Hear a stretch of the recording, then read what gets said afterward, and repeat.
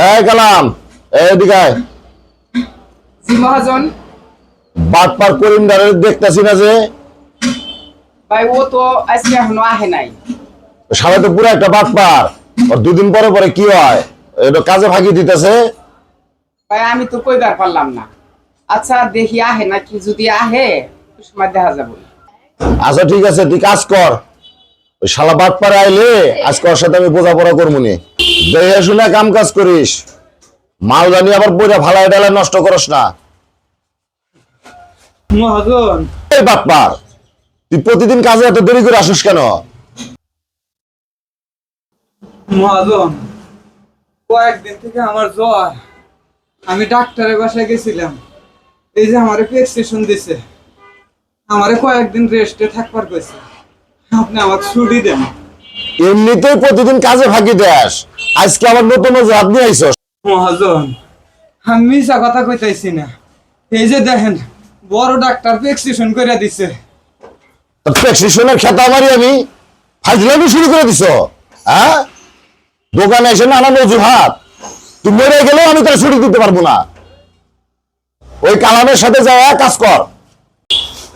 মহাজন, আসলে ওর গায়ে খুব জ্বর।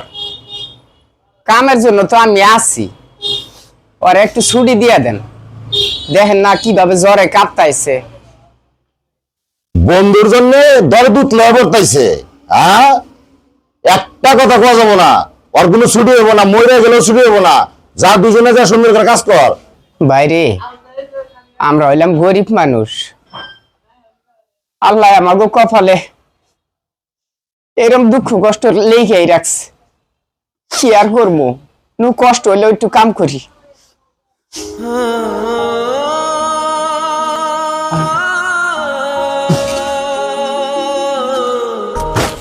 আস্তে কাম করিস, বস্তা বস্তা করে ফাড়ে না।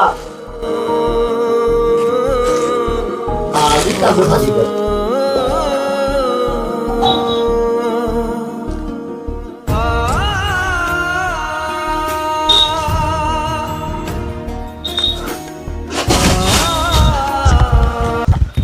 করিম, করিম কি হয়েছে তোর? মহাজন, করিম তো পড়ে গেছে। কালাম, তুই জানোস না শালারে ছুটি দেয় নাই তো, এই জন্য ভাব ধরছে। ওর একটা লাত্তি মেরে তুলে সাথে নিয়ে কাম কর। এই যে এলাইন দিয়ে বয়। এটা একটা কথা কইলেন মহাজন? একটা অসুস্থ মানুষ কোনদিন ঢং করবার পারে? ওর অবস্থা আসলেই খুব খারাপ। দোস্ত, দোস্ত, ভাই মনে তাড়াতাড়ি আহেন, ও জানি কিবা করতাইছে। মনে হয় আমি বাঁচব না। না ভাই, ও কথা কইস না, তোর কিছু হবো না। আমি তোর ডাক্তারের কাছে নিয়ে যাবো। দোস্ত, করিম, করিম, করিম, কি হলো ভাই তোর? ওই কি হয়েছে রে?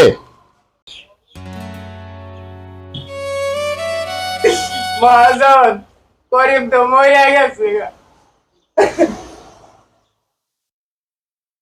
কালাম, ভাত ছিটালে কাকের অভাব হয় না।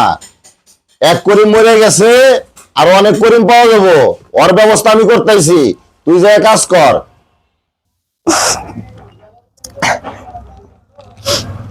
শুধু আপনার কারণে, আপনার কারণে আজকে করিম মরে গেছে। আপনি অসুস্থ মানুষটারা দিয়ে এইভাবে কাম করাইছেন।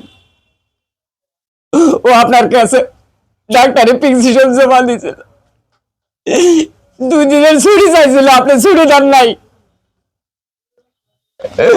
আমার বন্ধুটা কাম করতে করতে মরে গেছে। এরকম অসুস্থ শরীর নিয়ে কেউ বস্তা টানার কাম করবার পারে? আপনি কেন মেরে ফেলাইছেন?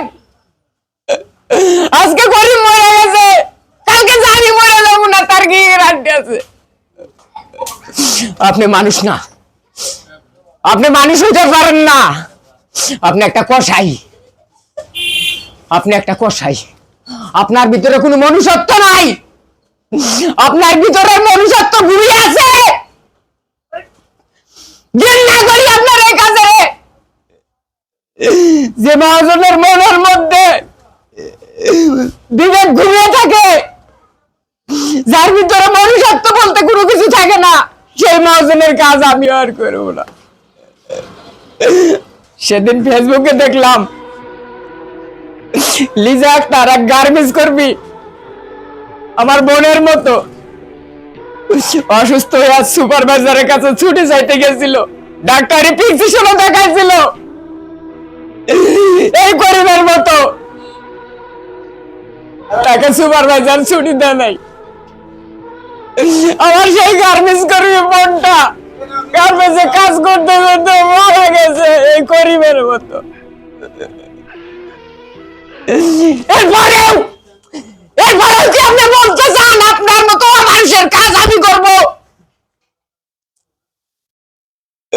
আমি আর আপনার এই জায়গায় কাজ করবো না। আমার এই বন্ধুটারে, আমার এই ভাইয়ের মধ্যে বন্ধুটারে নিয়ে আমি আপনার এখান থেকে চলে যাচ্ছি। আপনার কাজের আমি লাথি মারলাম। ভাই রে, তুই আমাকে মাফ করে দিস রে ভাই।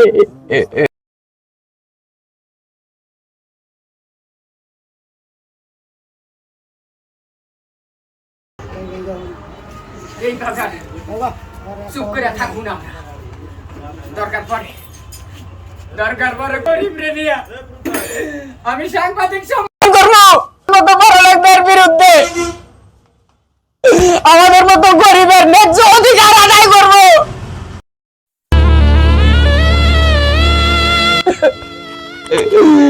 আমি আপনাদেরকে ছাড়বো না, আমি আপনাদের সবাইকে আইনের কাঠগড়ায় দাঁড়া করাবো।